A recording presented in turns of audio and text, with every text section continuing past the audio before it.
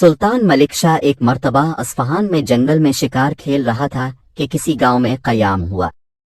वहां एक गरीब बेवा की गाय थी जिसके दूध से 3 बच्चों की परवरिश होती थी। बादशाह के आदमियों ने इस गाय को ज़बह कर दिया और खूब कबाब बनी और खा गए। गरीब बुढ़िया को खबर हुई तो वो बहुत गुस्सा हो गई। बादशाह के आदमियों के मुकाबले कोई इस औरत की बात सुनने को तैयार न था। लावारिस और एक गरीब औरत, सारी रात उसने परेशानी में काटी।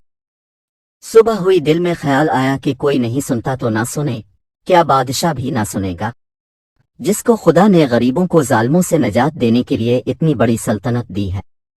बादशाह तक पहुंचने की कोशिश की मगर नाकाम रही। मालूम हुआ बादशाह फला रास्ते से शिकार को निकलेगा।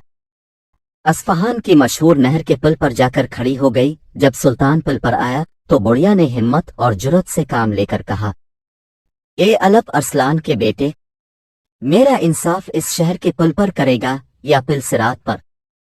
जो जगह पसंद हो इंतखाब कर ले।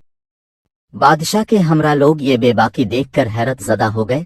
बादशाह घोड़े से उतर पड़ा और ऐसा मालूम होता था कि इस अजीब हैरत अंगेज सवाल का इस पर खास असर हुआ और बुढ़िया से कहा, पुल सिरात की ताकत नहीं है मुझ में, इस जगह पर ही फैसला करना चाहता हूँ, कहो क्या कहती हो? बुढ़िया ने अपना सारा किस्सा बयान किया। बादशाह ने लश्करियों की इस नालायक हरकत पर अफसोस का इजहार किया और एक गाय के एवज में इसको 70 गायें दिलाईं और माला माल कर दिया।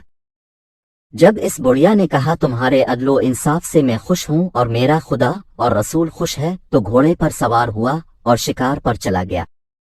क्या जमाना था! कहने वाले कैसे आज़ाद ख्याल थे और सुनने वाले कैसे आला हौसला।